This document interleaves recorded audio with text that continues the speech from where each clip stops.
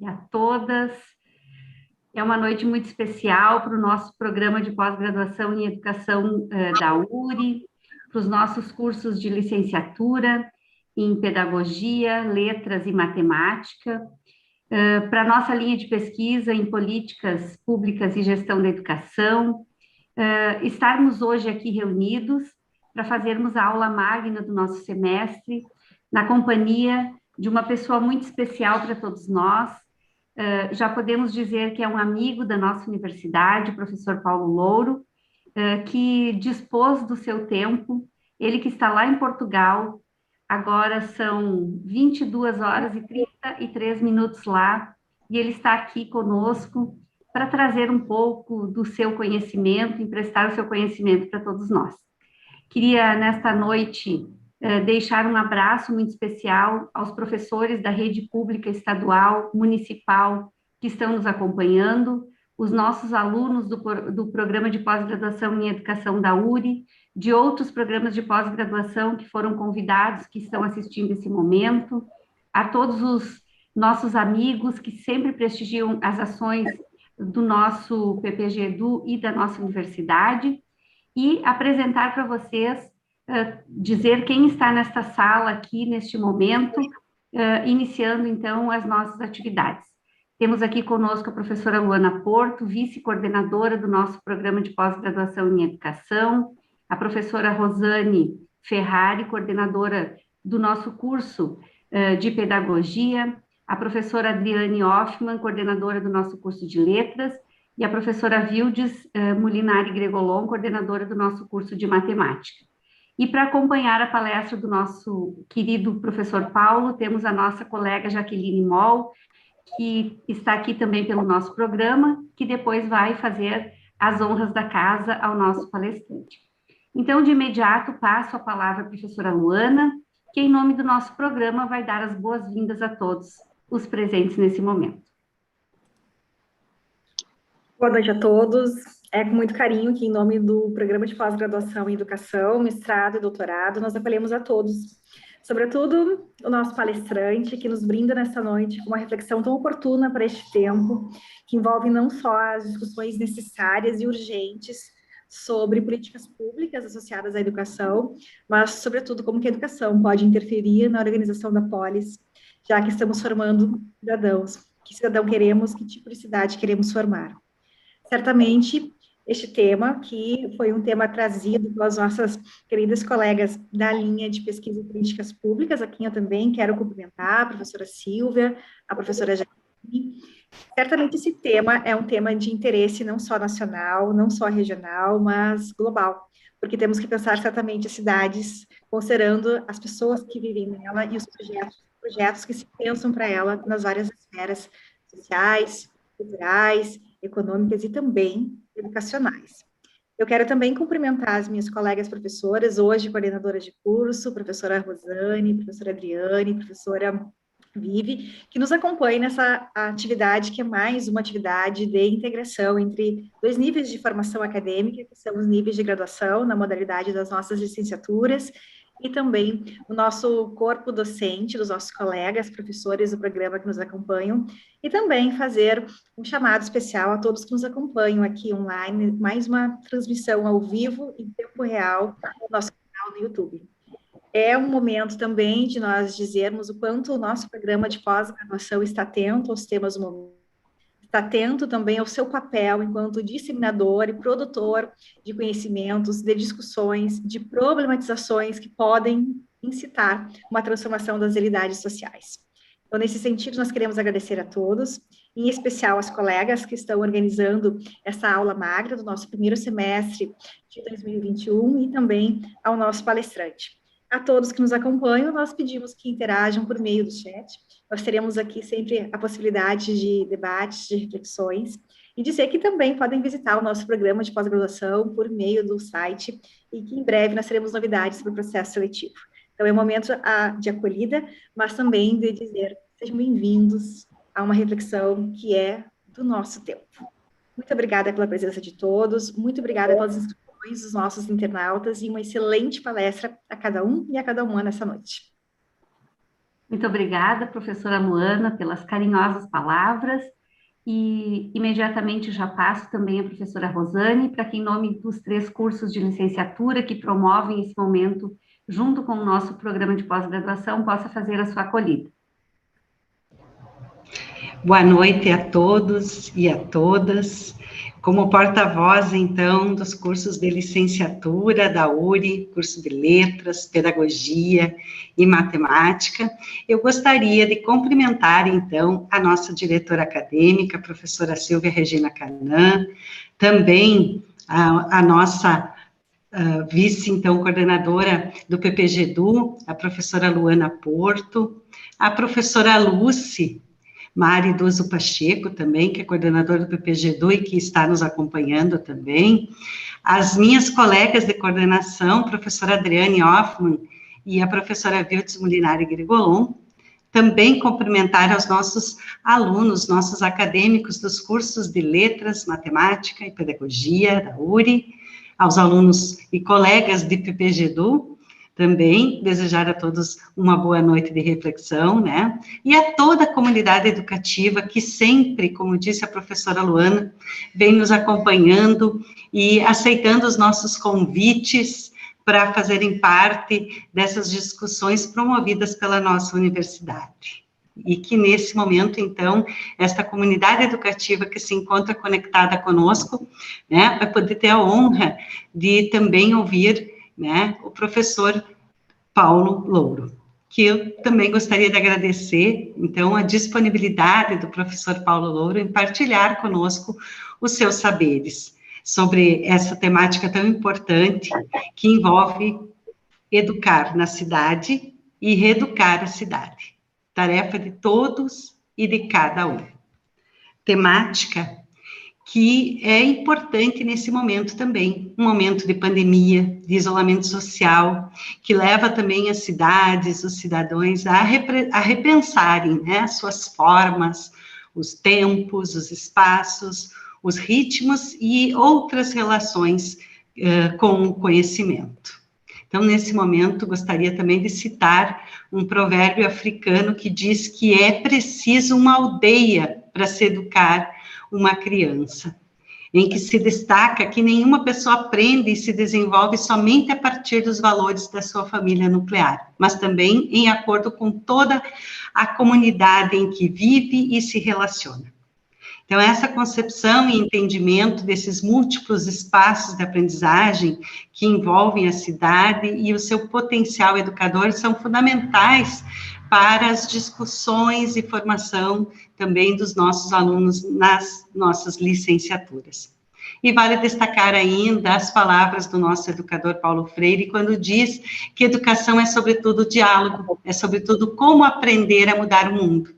Nesse sentido, temos certeza que esse diálogo que iremos ter nesta noite em muito contribuirá para que possamos pensar em novos caminhos de convivência, de encontro, de aprendizagem, de educação. Que a tarefa de educar como responsabilidade da sociedade, que é um princípio norteador de uma cidade educadora, como nos reporta muitas vezes a professora doutora Jaqueline Moll, a quem eu quero cumprimentar também, minha professora aí de doutorado, que define a cidade educadora como aquela que entende o potencial do território, que explora as possibilidades e as transforma em capital educativo.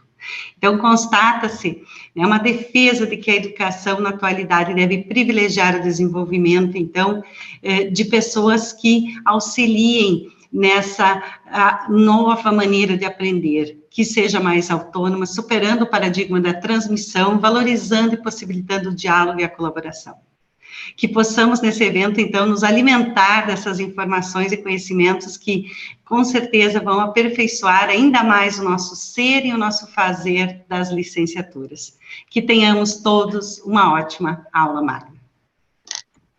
Muito obrigada, professora Rosane, também pela acolhida carinhosa, né, e reflexiva também da temática deste momento. E para não nos alongarmos, passo a professora Jaqueline, nossa querida colega do programa, para que faça a apresentação do nosso palestrante, professor Paulo Louro, e conduza a palestra junto conosco. Um abraço e bom trabalho, professora Jaque. Então, boa noite a todos, boa noite a todas. Temos já aqui mais de 80 pessoas acompanhando, de vários lugares do país, porque o Paulo vai se tornando um cidadão brasileiro, né? Um cidadão do mundo, um cidadão brasileiro, e é com muita alegria que a gente o acolhe, e, enfim, e ele aceita às 10h30 da noite iniciar uma fala. Não é nada fácil, imaginem uma situação inversa, né? Não é nada fácil nesse momento, é muito compromisso, é muito gosto pelo que faz.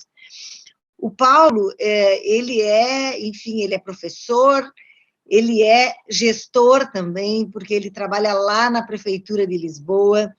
Não sei se ele coordena ainda, mas ele coordenou a Rede Portuguesa de Cidades Educadoras, animando um movimento muito bonito que tem em Portugal, que é de revitalizar a vida nas cidades, a partir da participação, a partir da perspectiva das pessoas, a partir do bem-estar, e ele é um grande companheiro nosso na construção desta ideia de uma cátedra de cidades educadoras, que vai juntar Brasil, Portugal e África.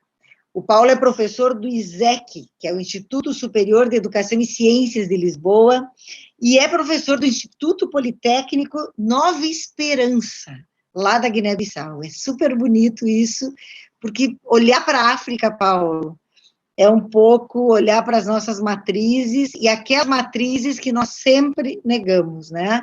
Semana passada comemoramos, enfim, esse dia que fica muito artificial, mas o tal dia do índio. E aí se diz que se a mãe é indígena, é também africana, e o pai é europeu. E esse país sempre quis olhar só para o pai europeu. Foi lá em 2003, no início do governo Lula, que se faz a legislação que coloca as matrizes africanas indígenas no currículo da educação básica e da educação superior. Então, tudo isso dialoga conosco, porque o Paulo também é doutorando lá da Universidade Jaume I de Castellón, na Espanha, e está conosco nesse intercâmbio, né, de uma instância doutoral, muito mais nos ensinando, né, do que aprendendo conosco, mas nessa colaboração que a mim me parece muito extraordinária. E eu quero já passar a palavra para ele. Eu só vou trazer, já que foi o Dia do Índio na semana passada, e nós tivemos todo um debate muito importante no país, no momento em que o massacre dos índios é ampliado, no momento em que se calam muitas vozes, em que a floresta incendeia, em que todas as coisas que estão acontecendo, eu vou trazer para o nosso diálogo Ailton Krenak, né, que é um filósofo desta etnia Krenak, lá de Minas Gerais, e ele tem um livro que chama Ideias para Adiar o Fim do Mundo. Aliás, ele esteve falando no Roda Viva, um programa importante, né, que passa, enfim, para o país inteiro, canal aberto, milhões de pessoas puderam assistir o Krenak na outra segunda, e eu penso que falar de cidade educadora, na perspectiva da diversidade, da democracia, da sustentabilidade, do respeito ao outro, né, da construção compartilhada, da fraternidade, que nós perdemos já muito, é exatamente falar de ideias para adiar o fim do mundo, que é tudo que nós queremos, né? Nós queremos refazer, refundar, reinventar esse mundo que a gente vive. Então, querido Paulo, vai ser um prazer muito grande esse diálogo, que seguramente vai trazer muitos elementos para os nossos, tanto para os mestrandos e doutorandos, como para os graduandos da universidade, e para todo esse povo de outros lugares do país, que por essa enorme rede virtual pode estar conosco nesse momento. Então, Paulo, querido, passo para ti a palavra, e depois nós não vamos conseguir trabalhar com perguntas e respostas, porque seria sacrificar demais o Paulo, entrar e ir muito longe, mas vamos pelo menos trazer algumas falas que vocês coloquem aqui no site, aqui no chat, para que possamos, enfim, depois ter alguma aproximação desse público com, enfim, essa pessoa tão qualificada que é o Paulo. Qualificado do ponto de vista humano, do ponto de vista técnico, do ponto de vista acadêmico, né, e um grande parceiro de trabalho. Paulo, contigo a palavra para a nossa aula magna. Ok, muito obrigado. Muito obrigado pelas vossas carinhosas palavras. Boa noite a todos e a todas. É um prazer e um privilégio poder estar convosco num momento tão importante da vida da universidade. Espero ser capaz de corresponder a um momento tão significativo e tão importante na vida de uma universidade, como é a abertura de um ano letivo e uma aula magna. Eu realmente já sou amigo da universidade e, portanto, é para mim sempre um privilégio poder estar convosco. O desafio que me fizeram foi de falar sobre educar na cidade e reeducar a cidade, tarefas de todos e de cada um. Eu sempre utilizo como fundo das minhas apresentações esta imagem que diz muita gente pequena, em lugares pequenos, fazendo coisas pequenas, pode mudar o mundo. Se cada um de nós puder fazer coisas pequenas em lugares pequenos, com certeza que este mundo poderá ser um mundo melhor, mais agradável, mais simpático para todos. Bom, em função deste desafio, e eu espero que o meu português de Portugal, este português assim rijo, que não é doce como o vosso, possa ser facilmente entendível. Eu já houve uma altura em que tentei falar um pouco com sotaque, adocicando as palavras, mas depois percebi que não tenho na minha gênese esse doce aí desse lado do Atlântico, e portanto falo no português de Portugal, que vocês também acham piada depois, por ser diferente, e espero que seja sempre entendível. Bom, eu iria começar por pegar aqui no... não encontro o meu rato, ok. Por relembrar, porque isso todos vocês saberão, todos aqueles que estão a assistir a esta palestra, que a educação vem do latim educare e educere. Educar é alimentar, criar, guiar, educere em mudança, extrair, tirar para fora. E, portanto, daquilo que a etimologia da palavra nos indica, a educação é uma ação humana dirigida ao desenvolvimento e ao aperfeiçoamento das capacidades, dos conhecimentos e das atitudes de cada um de nós. E se nós olharmos para a educação como um processo global, e sem desenvolver muito cada uma destas ideias, porque são também, com certeza, ideias que vocês já terão debatido e sobre as quais conversarão, a educação é o aprender a ser, o aprender a conviver, o aprender a fazer e o aprender a aprender. Aquilo que, na minha perspectiva, e pegando na temática que me propuseram, tem acontecido demasiado tem acontecido demasiado e durante demasiado tempo, é que nos estamos concentrados muito no aprender a fazer e no aprender a aprender.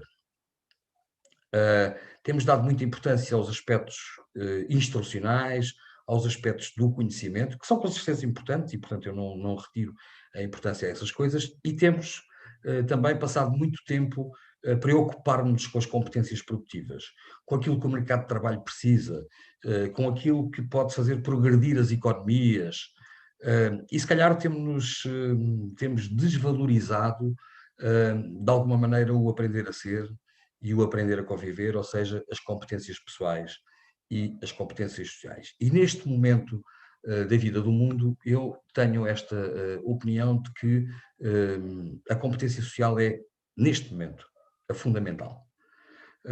É fundamental, no momento atual, que possamos ter mais cidadania, mais participação, mais democracia, mais cooperação. E isto porque a educação é a fundação. A educação é a fundação do sujeito, é a fundação das comunidades, é a fundação das sociedades, é o suporte, é o que estrutura. E, como qualquer fundação, as fundações, eu não sei se têm exatamente o mesmo significado. Em brasileiro, as fundações de um edifício, não é? Aquilo que estrutura o edifício, o que está lá em baixo e que estrutura o edifício, as fundações dependem do terreno. Se o terreno é arenoso, temos de ter um determinado tipo de fundação. Se o terreno é mais barrento ou rochoso, temos que ter outro tipo de fundação. A estrutura não é a mesma. E o terreno hoje é um terreno meio pantanoso, só para ficar pelo meio. É o terreno das não-verdades, é o terreno das desigualdades, é o terreno do um contra o outro, é o terreno em que o conflito não é encarado na possibilidade de ambos ganharmos, porque o conflito é importante na vida, porque é o conflito que faz avançar o mundo, mas é quando ambos ganhamos. E a perspectiva que temos hoje do conflito é muito mais a de que uns ganham e outros perdem. Eu costumo utilizar uma imagem que alguns de vocês que já assistiram a alguma das minhas conversas terão ouvido certamente, esta imagem de que na sociedade nós temos pessoas que gostam mais de jogar ténis e pessoas que gostam mais de jogar frisball, freshball, nunca consigo saber bem como é que se diz no Brasil. Em Portugal nós dizemos raquetes de praia. E isto porquê? Porque quem gosta mais de jogar ténis, quem olha para a sociedade como um jogo de ténis, uma imagem naturalmente, só tem prazer quando o outro perde. No ténis, se um ganha, o outro perde. E no frisball, para nós termos sucesso, para que o jogo nos dê prazer a ambos, a todos aqueles que estão a participar, nós temos que cooperar. O meu prazer é o prazer do outro. E, portanto, na introdução, a Jacqueline já falou sobre a ideia da cidade educadora. Eu realmente estou muito ligado às questões das cidades educadoras, e nas cidades educadoras, os governos locais, que são quase 500 governos locais de 36 países, acreditam verdadeiramente de que é melhor jogarmos frisball do que jogarmos ténis, e isso tem implícito esta ideia que vos passei um pouco atrás, de que o conflito tem de ser encarado na perspectiva de que ambos ganhem, de que todos ganhem, e não de que uns ganhem e outros percam. Bom, este contexto global em que vivemos, esta forma em que a sociedade está organizada, vem lançando para as universidades um conjunto de desafios que me parece que são importantes. E esse é um desafio também, tendo no público não só alunos, mas também responsáveis pelos diferentes cursos da universidade.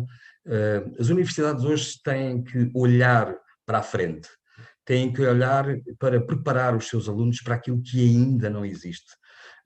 Percebemos que as mudanças na sociedade são tão rápidas, tão intensas, que nós não sabemos exatamente como é que vai ser este mundo daqui a 5 anos, daqui a 10 anos. E, portanto, as universidades têm que preparar os seus alunos para aquilo que não existe, para quem pense em lugar de quem replique. Às vezes, a tentação de alguns professores é de que o aluno é um aluno bom, é um aluno adequado, quando replica aquilo que o professor transmite. E a professora Sílvia falou nisso no início, quando falou sobre as questões da transmissão, de termos um ensino se calhar demasiado transmissivo, e portanto é fundamental prepararmos quem pense. E também é fundamental que a decisão e a discussão ocupem espaço público, nesta perspectiva que vos falei um pouco antes, de que o conflito é algo que é importante na vida das comunidades, mas para que o conflito seja útil, todos temos que sair a ganhar do conflito. E aí não podia deixar de, no centenário do nascimento do Paulo Freire, de mobilizar 2 ou 3 citações do Paulo Freire, nomeadamente esta de que ninguém educa ninguém. Às vezes os professores têm a tentação de irem para uma sala de aula pensar que são eles que vão ensinar. Não é verdade. Ninguém educa ninguém, ninguém se educa a si mesmo, os homens educam-se uns aos outros, mediatizados pelo mundo. Eu gosto de ser professora, eu gosto de dar aulas, exatamente pela possibilidade que uma sala de aula me permite de aprender com tanta gente que está ali à minha frente.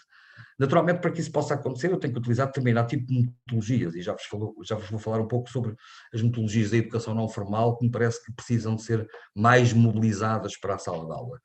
Mas esse prazer de aprendermos uns com os outros é, na minha perspectiva, uma das coisas mais interessantes da vida. O Paulo Freire também diz que o diálogo tem de estar presente nas sociedades e na relação pedagógica. E não há nada provavelmente mais atual do que uma frase como esta.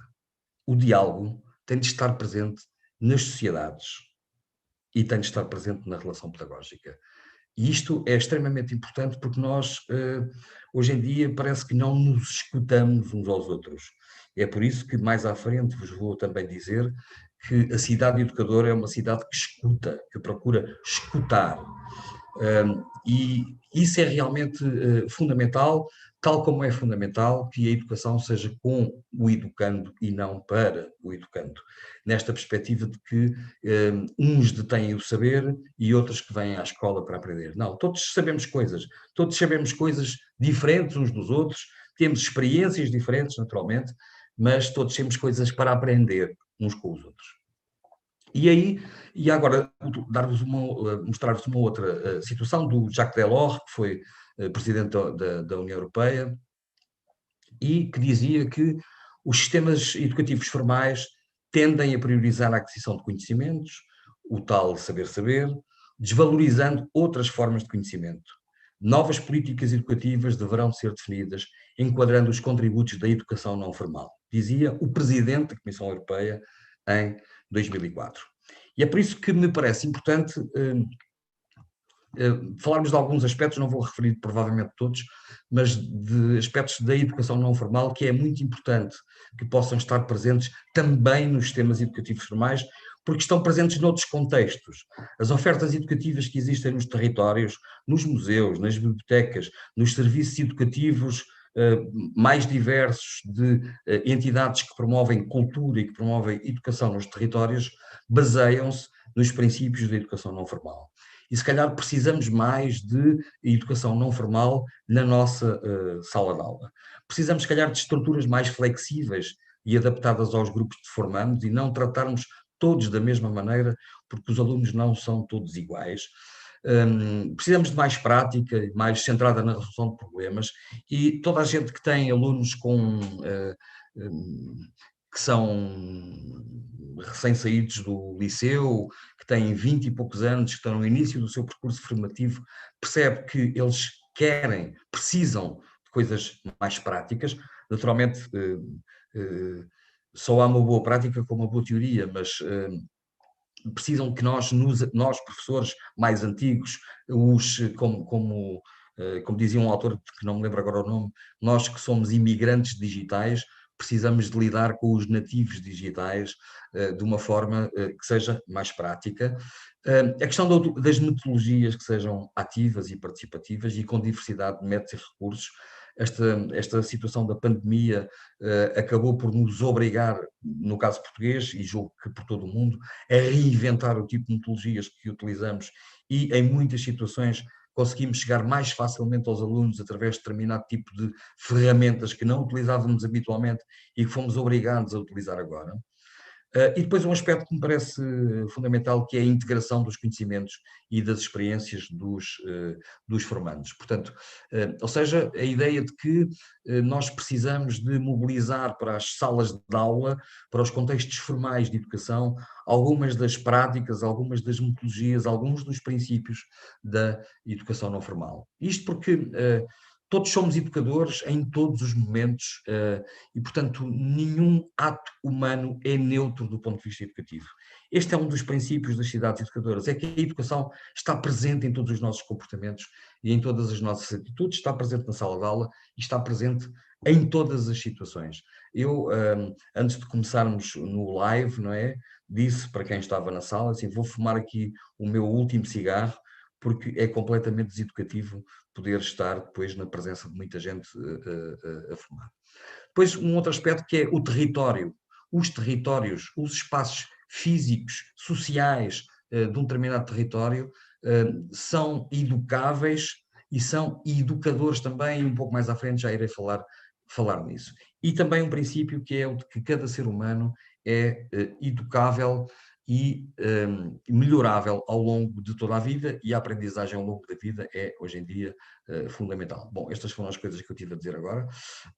Num tempo de mudança, um tempo de mudanças muito significativo, mudanças ao nível produtivo, deixámos de ter grandes unidades de produção e a produção passou a ser fundamentalmente baseada no conhecimento. Vejam como em muitas situações, hoje em dia, é possível tanta gente poder estar em teletrabalho, é porque houve mudanças ao nível produtivo. Nas estruturas e nos tempos familiares, hoje em dia a estrutura familiar deixou de ser aquela mais tradicional, temos famílias monoparentais, temos muitas famílias reconstruídas, temos famílias reconstruídas e, portanto, há uma alteração relativamente a 30, 40, 50 anos atrás que é muito significativa. As formas como se aprende, os nossos alunos mais jovens hoje em dia são multitask, como costumamos habitualmente dizer nas diferenças entre os homens e as mulheres, não é? Que as mulheres são multitask e os homens são unitask. Os nossos alunos, e vejo em casa pelos meus filhos, são capazes de estar no Facebook, no WhatsApp, a estudar, a ouvir música e ainda a dar um olhinho para uma outra coisa qualquer, sem que isso seja um fator perturbador, ao contrário do que me acontece a mim, quando os vejo nesta situação. Acho que eles não estão a apanhar nada, não estão concentrados em nada, mas não é verdade. Eles funcionam de outra forma, têm outras formas de aprender e têm também um acesso ao conhecimento que é completamente diferente daquilo que acontecia há 20 ou há 30 anos atrás. Na sociedade e na forma de nos relacionarmos, vocês vejam como os sentimentos de pertença que os jovens têm hoje em dia são sentimentos muito mais ligados ao virtual do que propriamente ao físico, ou seja, os jovens hoje em dia têm uma relação, um sentimento de comunidade que pode ser com gente que não conhecem fisicamente e são capazes de não ter nenhuma ligação e nenhuma relação com o vizinho do lado. E nas cidades há também um conjunto de mudanças, nomeadamente por via destes processos de migração, de interculturalidade que se vão estabelecendo, com as dinâmicas que a globalização nos trouxe, e em que aquilo que é diferente está cada vez mais presente nos territórios e que obriga a que nos relacionemos com o diferente. Bom, deste conjunto de aspectos que vos referi aqui, mobilizava agora uma frase de Cavallo Vilar, que é uma das pessoas que mais trabalhou a questão das cidades educadoras e que nos vem dizer que hoje em dia já não é a escola que utiliza a cidade, e a escola utilizou a cidade quando se abriu para a cidade, quando começou a visitar e a utilizar os equipamentos da cidade, portanto, e nessa perspectiva utilizava a cidade. Já não é a escola que utiliza a cidade, mas o território que organiza um sistema educativo como um elemento mais dentro do qual existe a escola. E a escola, os sistemas educativos formais, realmente já não conseguem responder àquilo que são as necessidades de formação que nós temos do ponto de vista das sociedades.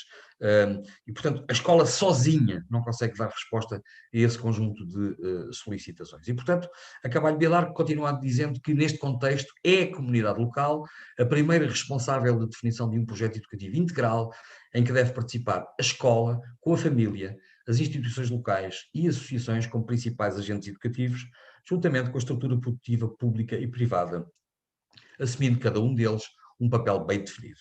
E, portanto, respondendo ao desafio que lançaram de que a educação é uma tarefa de todos e de cada um, julgo que esta expressão da Cavallo Vilar nos traz exatamente essa ideia, que depois se materializará naquilo que mais à frente vos falarei como um projeto educativo de cidade, ou um projeto educativo local, um projeto educativo municipal, um projeto educativo de território. Chame-se o que se chamar, o nome não é o mais importante, o mais significativo são um conjunto de princípios de que vos falarei mais à frente.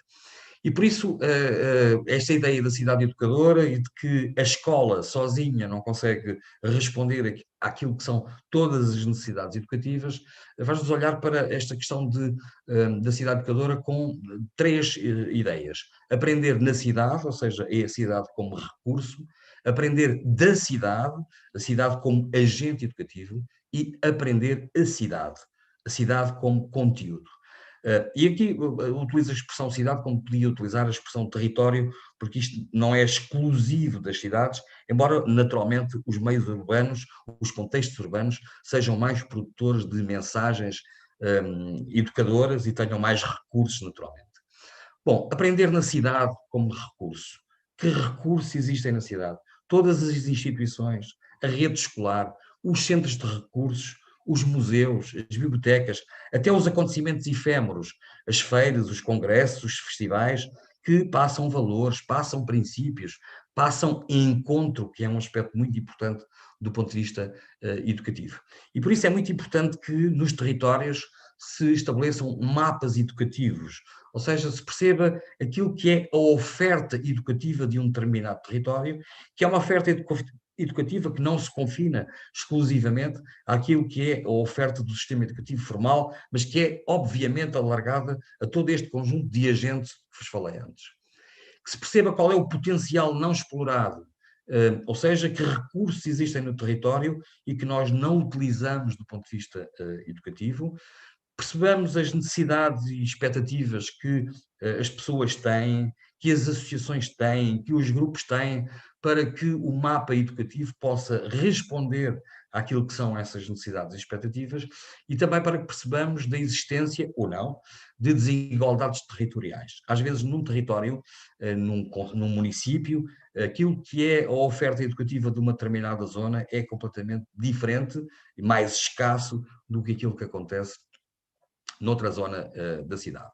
E, portanto, a cidade como recurso precisa de ser multiplicada, olhar para que todos temos um papel, e todas as associações, todas as instituições têm um papel do ponto de vista educativo, e por isso é preciso multiplicar a quantidade de recursos existentes e a diversidade dos recursos, porque nem todos precisamos do mesmo. Precisamos de reutilizar os recursos, utilizar o potencial de determinados recursos, como instalações escolares que não são utilizadas fora do horário escolar, quando têm muitos recursos que podem ser utilizados, os espaços das empresas, e depois a questão de organizar e coordenar recursos. Aquilo que verificamos em muitas situações é que há muita desconexão entre os diferentes agentes educativos e por isso é importante que os territórios possam ter projetos educativos que, ao fim e ao cabo, tragam para um mesmo conjunto de princípios, de valores, de organização, de oferta educativa, de uma forma organizada entre todos os agentes educativos da cidade. E por isso, aprender na cidade ou a cidade como recurso precisa de uma permanente adaptação, porque a sociedade está permanentemente a evoluir, aquilo que são as expectativas e as necessidades das comunidades está também permanentemente a evoluir, e por isso é importante haver essa adaptação, conhecendo as expectativas das comunidades. E só se consegue com uma coisa, que é fundamental para quem decide, que é proximidade. Proximidade das pessoas. Os políticos dizem com muita frequência que governam para as pessoas. Não pode ser para. Tem que ser, como dizia o Paulo Freire, com as pessoas.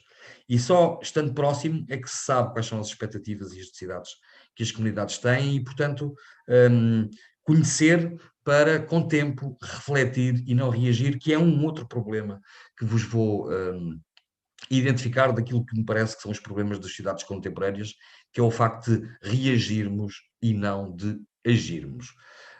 E tratarmos destas questões da cidade como recurso com equidade, porque nem todos têm o mesmo acesso aos recursos, e a pandemia veio mostrar claramente isso quando houve a necessidade, em todos os países do mundo, quando houve a necessidade do recurso à utilização das aulas à distância, de que aquilo que já eram desigualdades, em muitas circunstâncias se acentuaram. Aprender da cidade, a cidade como agente, a cidade como agente educativo, a cidade em que o meio urbano é um agente informal de educação, as ruas, as praças transmitem mensagens educativas. Existe uma cultura, aquilo que se pode designar por uma cultura em mosaico, com conteúdos dispersos, conteúdos aleatórios, com uma emissão que é permanente de informação cultural, e em que é importante também que exista a socialização, a relação entre mundos. E essa era uma das agitações que existem nos territórios e que vos referi antes, do ponto de vista das mudanças, que é diferentes elementos culturais, diferentes formas de olhar para o mundo, diferentes normas, diferentes valores, mas que precisam de ser compreendidas, entendidas, abraçadas, diria eu. E por isso um projeto educativo, e eu já é talvez a terceira vez que falo da necessidade da existência de um projeto educativo, porque é um projeto educativo que nos traz harmonia e compromisso, e irei referir já qual é a importância disso. E depois a cidade como conteúdo. Muitas vezes utilizamos a cidade sem a conhecer. Na maior parte das vezes utilizamos a cidade sem a conhecer. Utilizamos a cidade e os seus recursos para nos satisfazer, utilizamos os transportes, utilizamos a recolha de resíduos, utilizamos as estradas, utilizamos a proteção civil, precisamos disso tudo, mas não conhecemos. Conhecemos nos territórios a aparência, mas não a estrutura. Conhecemos a atualidade, mas não conhecemos a gênese. Vivemos num mundo do presentismo, também falarei disso um pouco mais à frente, e, portanto, é preciso compreender aquilo que se passa por trás, é preciso ter um conhecimento que seja um conhecimento global e não parcial. Muitas vezes só conhecemos o nosso bairro, só conhecemos as nossas relações, quando num território existem muitos territórios. Os territórios dos novos e dos velhos, os territórios dos ricos e dos pobres, os territórios dos visitantes e dos locais, que se materializa às vezes numa coisa que é o que se mostra àqueles que vêm de fora e aquilo que só a polícia conhece. Para que isto possa acontecer é preciso que exista compromisso, é preciso que exista um sentimento de pertença a um determinado território, e para isso precisamos de envolver as instituições, todas as instituições, e por isso não é só a escola que tem um papel aqui a desenvolver, para dar a conhecer às crianças e aos jovens o território, para procurar contrariar o isolamento da sociedade contemporânea, da relação sem relação, e contrariando um paradoxo que é: quem vive a rua não vive as instituições e quem vive as instituições não vive a rua. Todos temos que viver tudo, e o papel da educação é, desse ponto de vista, da educação e da cultura, é, desse ponto de vista, fundamental. Bom, e por isso eu vos falei já algumas vezes do projeto educativo de cidade, como disse, projeto educativo local, projeto educativo de território, chame-se o que se chamar, em que um projeto educativo procura coordenar e estruturar os diferentes âmbitos, espaços e atuações educativas na cidade, de todos os agentes educativos que existem na cidade. Que um projeto educativo de cidade também permite consensualizar e proporcionar linhas de trabalho educativo para todos os agentes, tanto para a administração local, a administração educativa, mas também às outras entidades e espaços da cidade. Um projeto educativo também permite a criação de dinâmicas geradoras do sentimento de pertença. É muito importante nós sentirmos a pertença de alguma coisa, de uma comunidade, de um território. E o projeto educativo é fundamental para colaborar com a escola na sua tarefa educativa. O projeto educativo de cidade é, portanto, uma ligação entre o território, a educação e as questões da participação. E eu costumo dizer, porque em Portugal tive o privilégio de poder participar num grupo de trabalho que elaborou aquilo que seriam os princípios dos projetos educativos locais, e que foram distribuídos aos municípios para que pudessem, a partir daquela estrutura, daquela base, elaborar os seus projetos educativos locais. As questões da participação são fundamentais, porque muitas vezes até mais importante do que o resultado, que é um projeto educativo que tem um conjunto de objetivos, um conjunto de metas, um conjunto de indicadores, etc. A forma como se chega lá, o processo, o consensualizarmos uma ideia do que queremos para o nosso território, o conhecermos-nos, o percebermos a complementariedade que os recursos têm, é tão mais importante do que às vezes podermos ter um conjunto de objetivos, um conjunto de metas, um conjunto de indicadores. E, portanto, as questões da participação são, desse ponto de vista, fundamentais. Um projeto educativo tem, portanto, esta dimensão de construção, e lembram-se que eu, no princípio, comecei a falar da educação como a fundação, não é? E a fundação num determinado território é nós sabermos o que é que queremos para o nosso território e qual é a articulação e a ligação que tem que existir entre a educação, entre aquilo que queremos para os nossos municípios, para os nossos jovens, em função daquilo que é a nossa realidade. Como eu dizia, as fundações dependem do terreno em que estamos instalados. O projeto educativo é também uma corresponsabilidade. A educação não é responsabilidade só de alguns, como diz o título da palestra, como me desafiaram a fazer, é uma tarefa de todos e de cada um e de cada uma. E é um compromisso individual e coletivo, que tem que ser assente nas relações entre as instituições que intervêm no território e para o território. Portanto, discussão, diálogo, consenso são fundamentais para que este processo possa trazer benefícios para todos aqueles que vivem num determinado território. Temos, no entanto, algumas dificuldades. A cidade contemporânea, a sociedade contemporânea tem alguns aspectos que dificultam o consenso, o diálogo, o olhar para a frente, o agir em vez de reagir. É que a cidade contemporânea, as sociedades contemporâneas vivem o presentismo, vivem aquilo que o Deleuze chama a cultura líquida e que o Bauman chama a sociedade líquida, em que existe uma cultura do instante, do momento, em que existe uma precariedade dos vínculos, uma precariedade das identidades, e em que vivemos um tempo que é um tempo de distanciamento e de descontinuidade, e é exatamente isto que a cidade educadora procura contrariar. Nós temos hoje aquilo que poderíamos chamar um imperialismo temporal. O tempo presente coloniza com o poder do agora. Damos menos importância à memória, aos aspectos do passado, somos menos capazes de planear, de antecipar o futuro, também em função das mudanças que ocorrem tão rapidamente, mas há uma vivência que é do presente e este imperialismo do agora. E que só a educação é que pode contrariar. Só a educação é que pode transmitir memória, é que pode transmitir a educação e a cultura, naturalmente. Memória, tradições, sentimento de pertença. O clube fala num ataque do presente ao resto do tempo. E é fundamental que possamos ter uma justiça intergeracional e uma ética do futuro que manifesta as nossas preocupações com as gerações futuras. Havia um autor que dizia que nós somos ocupas do futuro. Eu não sei se ocupa é uma expressão muito utilizada no Brasil. Nós em Portugal temos essa ideia do ocupa, de quem vendo uma casa, por exemplo, que está desabitada, a ocupa para nela poder viver e, portanto, lhe dar uma utilização a um determinado espaço. E há quem fale, e esta questão da ética do futuro e da justiça intergeracional relaciona-se com isso, com a necessidade de nós preservarmos para as gerações futuras aquilo que são os recursos da comunidade. Não podemos viver a cultura do presente absoluto sem profundidade temporal. Temos que a ter. Só a educação e a cultura é que podem transmitir estas dimensões. Isto, naturalmente, acontece muito por força do peso que os mercados financeiros têm nas sociedades contemporâneas, os mercados financeiros que visam o lucro imediato. E, portanto, o que se globalizou em muitas situações foi a instantaneidade, a vivência do momento presente. Hoje em dia, os prazos subvertem os valores.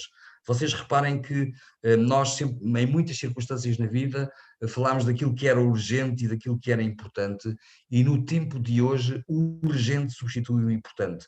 Todas as coisas parece que são urgentes e quase não temos tempo para as coisas que são verdadeiramente importantes. Os sujeitos vivem dominados pelo desejo de uma satisfação imediata e vocês veem em muitas situações a intolerância que existe relativamente à frustração que se sente quando não se consegue atingir alguma coisa neste momento. E, portanto, o urgente só faz sentido existir quando existe o não urgente. E nós estamos, no momento atual, a olhar cada vez mais para o urgente e cada vez menos para aquilo que é importante. E aquilo que é a ação pública está, em muitas situações, transformada numa reação pública. Sobrevaloriza-se a ação, a resposta imediata, e a verdade é que é a educação e a cultura que podem trazer estas dimensões, que é a dimensão do olhar para o futuro e das coisas que são importantes.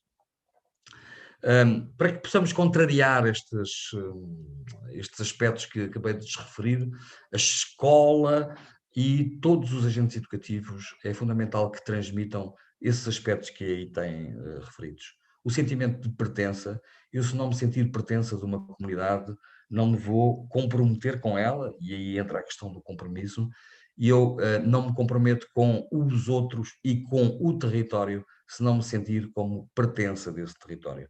Só quando me sinto vinculado a um determinado território é que eu posso ter esse compromisso em relação aos outros, e os outros são também as gerações futuras, e em relação ao próprio território. E quando falamos em sustentabilidade, e isso é uma palavra de que falamos tanto hoje em dia, só pode haver sustentabilidade com indivíduos que estejam vinculados e pertencentes a um determinado território, porque senão os comportamentos vão ser sempre contrários à ideia da sustentabilidade.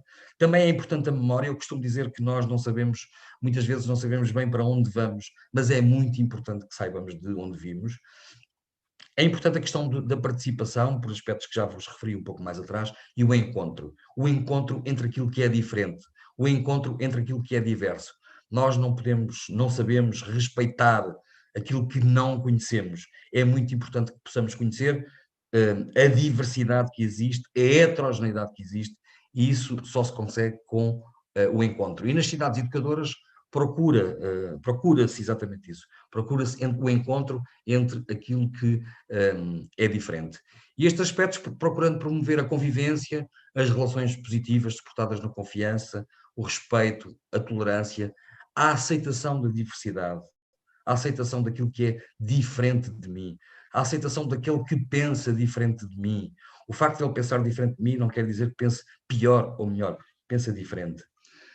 E o combate às desigualdades, as desigualdades que se vão acentuando por esse mundo fora, as desigualdades num mesmo país entre os mais ricos e os mais pobres, os mais isto e os mais aquilo, as diferenças entre os países, entre os mais ricos e os mais pobres, que também se vão acentuando, e portanto é fundamental que possamos criar as condições para que possamos portanto, combater essas desigualdades.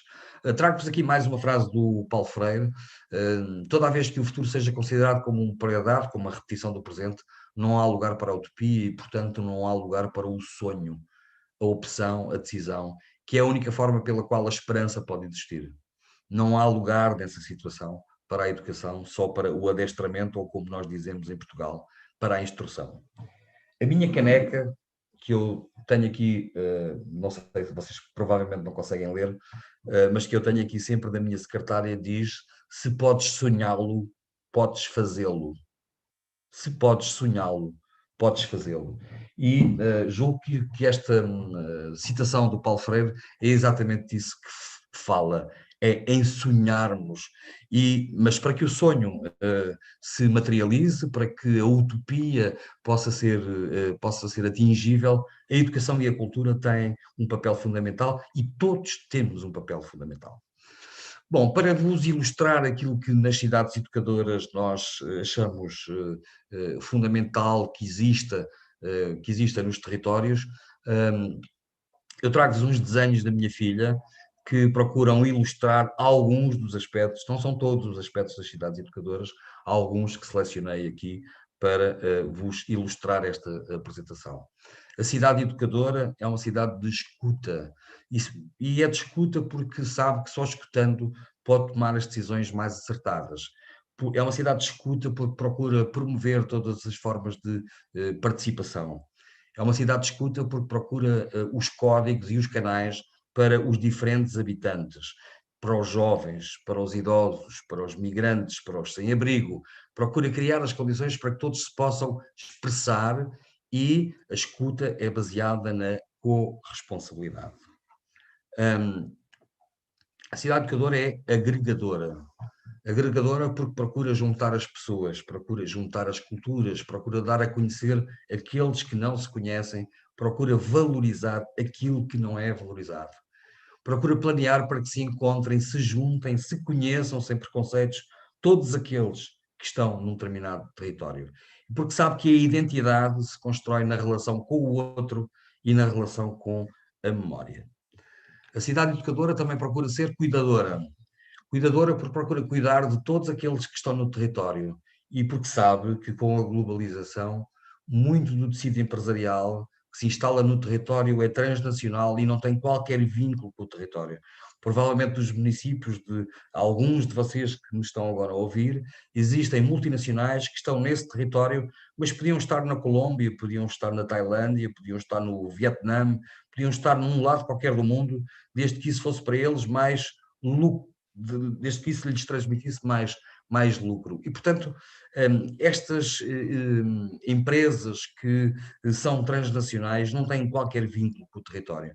E por isso é que as administrações públicas, as gestões públicas, têm que se preocupar, têm que dar atenção aos que estão, aos que são, aos que vêm de dentro, aos que vêm de fora e aos que passam pelo nosso território, para que todos possam encontrar o seu lugar e para que todos se sintam bem no território.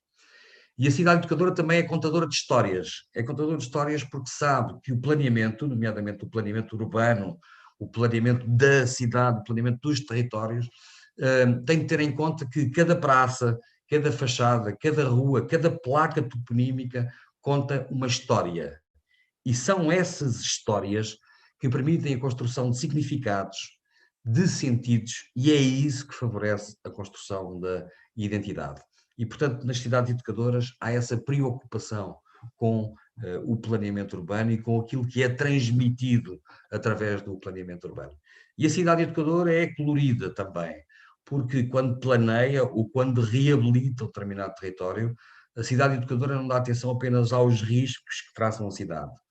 A cidade educadora preocupa-se também com os equipamentos e os serviços que todos necessitam, e todos temos necessidades diferentes, e pensa que nos espaços têm que estar presentes as cores que correspondem a diferentes ocupações socioespaciais.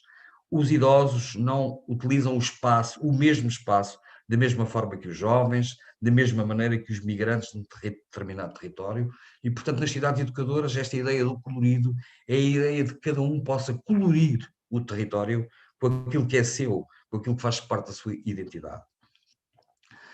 E, portanto, na cidade educadora e na conclusão daquilo que vos falei até agora, o fundamental é a construção do sentimento de comunidade.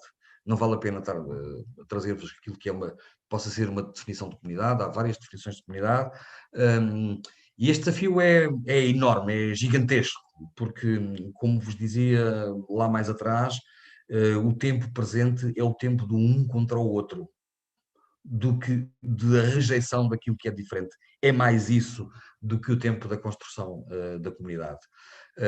E este desafio é enorme para as cidades educadoras, porque nós sabemos que este embate existiu na escola, mas estas preocupações generalizam-se a outros contextos e há aspectos conceptuais, como, por exemplo, o que é a autoridade, a propriedade intelectual, a reputação, são aspectos que são fundamentais dos processos educativos e que, do ponto de vista social, nós temos verificado que se vão diluindo em relação a um tempo passado. Daí a importância da construção da cidade educadora. E por isso, e respondendo ao tempo que me deram e ao tema que me propuseram, eu costumo utilizar uma história que é a história do colibri, portanto aquele pássaro que tem um biquinho muito pequeno e que um dia, quando houve um incêndio na floresta, o colibri ia ao lago apanhar água e ia com aquele seu biquinho colocar a água em cima do incêndio, e fez isto várias vezes, até que o elefante o interpelou e lhe perguntou: mas colibri, mas o que é que tu andas a fazer? Isso não serve para nada, a quantidade de água que tu levas não ajuda em nada no combate ao incêndio. E o colibri olhou para ele, estranhando, e disse: eu estou a fazer a minha parte. Eu estou a fazer a minha parte. E por isso é preciso que todos possamos fazer a parte de cada um. É preciso que todos possamos fazer a nossa parte. Eu costumo terminar as minhas apresentações com uma frase, e estou mesmo a concluir, cumprindo o tempo, julgo eu, que me atribuíram, com uma frase de um escritor português, o Virgílio Ferreira, que diz que o importa mais não é o novo que se vê, mas o que se vê de novo naquilo que já tínhamos visto. Portanto, o que eu espero é que esta conversa de hoje, esta conversa virtual de hoje, permita que possam ter visto alguma coisa de novo naquilo que vocês já tinham visto. Mais uma vez, muito obrigado pelo convite, muito obrigado pela amizade que temos e muito obrigado pela atenção que me dispensaram.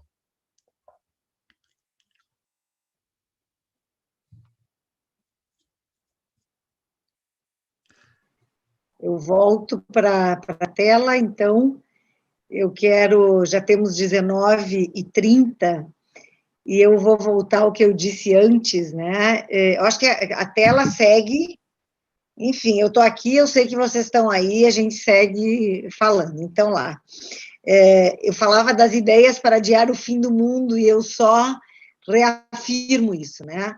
Num tempo de tantas desesperanças, com tantas incertezas, né? Porque nós somos é um tempo entretecido com fios de certeza, em todos os sentidos. Nós estamos no meio de uma pandemia, essa geração não tinha experimentado nesta expressão tão forte, né? Um momento assim, no momento que no nosso país, inclusive, se discute voltar atrás das legislações e tirar a obrigatoriedade da escola, que as crianças voltem a ser educadas como elas eram antes, mas não nesse sentido que tu está trazendo, infelizmente, né, por outras corporações.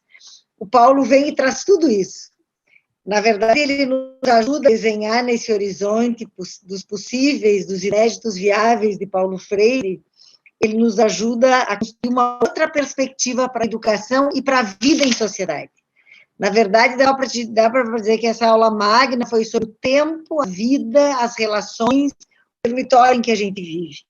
E todas essas categorias, convivência, pertença, compromisso, memória, participação, encontro, podem ser, Paulo, categorias, inclusive, que nos ajudem a pensar a escola. A gente segue pensando a escola a partir das disciplinas, das áreas de conhecimento, quando, na verdade, o desafio do contexto presente, e a pandemia expõe isso de modo muito cru, o desafio é pensar a escola com outras categorias. A gente segue medindo a aprendizagem, selecionando, hierarquizando e excluindo, porque não cabe todo mundo nesse mundo das corporações do capitalismo, né? E o Paulo vem nos trazer todas essas reflexões que nos ajudam, enfim, a repensar o tempo que a gente está vivendo, os desafios que a gente tem. Fazendo, enfim, muitos colibris, nós somos muitos colibris nesse caminho. Então, eu penso que isso nos ajuda muito. Tem muitas falas, nós tivemos 100 pessoas aqui conosco praticamente todo o tempo, e as pessoas eu acho que nos ajuda, né? Nos ajuda a começar esse semestre letivo nesse momento tão difícil que o país está vivendo. Eu tenho dito que o Paulo logo vai poder estar conosco, talvez leve um ano e meio, presencialmente, porque é preciso vivenciar essa experiência. E, claro, a gente não vai abrir mão de usar os meios virtuais que nos permitem ter aqui gente do Mato Grosso, do nosso Minter, muitos alunos nossos lá do Mato Grosso, e colegas, companheiros do Rio Grande do Norte, da Bahia, de São Paulo, tem gente aqui do país inteiro, além dos alunos da URI, e penso que a gente teve, enfim, uma oportunidade muito bonita de começar o ano dizendo, bem, dá para ser de outro jeito, dá para reescrever essa história. Nós não vamos reescrever desde as grandes questões, nós vamos reescrever desde o cotidiano que a gente vive, mudando o nosso jeito de nos relacionar com os nossos vizinhos, não entrando nas fake news, refletindo sobre as coisas, né? Pensando sobre o tempo presente, sobre a felicidade de todos. Essa ideia de que todos têm direito a ser felizes é uma ideia bastante importante. Então, Paulo, a gente agradece muito, né, Silvia? E, enfim, adiantado da hora, já é 11h30, já caminha para meia-noite em Portugal, a gente agradece profundamente e tem certeza que tu vai estar conosco, né? Como nessa instância doutoral e nessa parceria de vida que a gente está estabelecendo, tu vai estar conosco, conectando Brasil, Portugal, África, e vai fazer muito bem para nós isso. Inclusive, isso reescreve a nossa relação com Portugal. Paulo, muito obrigada. Obrigado, meu.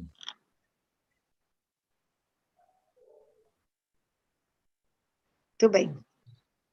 Professora Silvia vai fazer o encerramento. Então, assim, eu estava aqui refletindo essa fala, que pela terceira vez assisto o professor Paulo falando. O tema central, o eixo central é sempre o mesmo, a fala é sempre nova, sempre diferente. Acho que a frase que encerra a sua fala tem muito a ver com aquilo que acontece comigo.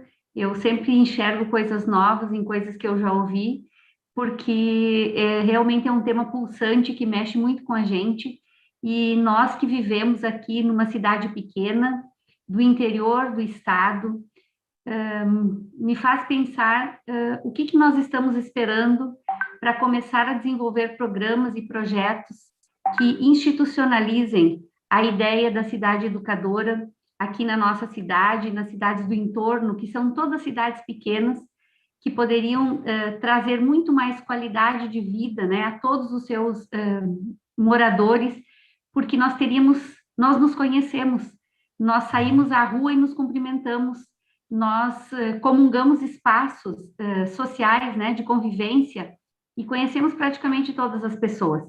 Não seria tão difícil nós desenvolvermos projetos. Então, eu penso que essas falas que o senhor nos traz são grandes convites a nós começarmos a repensar projetos e processos, inserindo mais cultura, inserindo mais educação, inserindo mais convivência fraterna, inserindo mais disponibilidade de diálogo entre as pessoas, para que a gente possa cumprir também com um papel que é da universidade, que é de aproximar a todos para um grande diálogo que possa também renovar, né, as relações e a qualidade dos processos de vida de todos. Então, professor, é sempre um prazer lhe ouvir. Realmente a gente fica feliz de poder contar com uma pessoa como o senhor aqui, que se doa para nós num horário desses, né? Que vem aqui compartilhar conhecimentos, que nos trata com esse carinho no momento do seu descanso, e nós só podemos dizer muito obrigada, volte sempre, e quando tu vieres presencialmente, nós vamos saber agradecer também com o mesmo carinho esse trabalho bonito que tu já estás fazendo aqui conosco na tua instância doutoral. Muito obrigada. Obrigado. Bom descanso e felicidades a todos os colegas e a todo o público que nos assistiu e que vem aí comentando no chat sobre a qualidade da sua fala, sobre o encantamento com a sua fala, fazendo comentários também sobre autores que falam sobre as coisas que tu falaste. Então, foi um momento interativo, apesar de nós não estarmos todos no mesmo lugar interagindo. Muito obrigada e um grande abraço.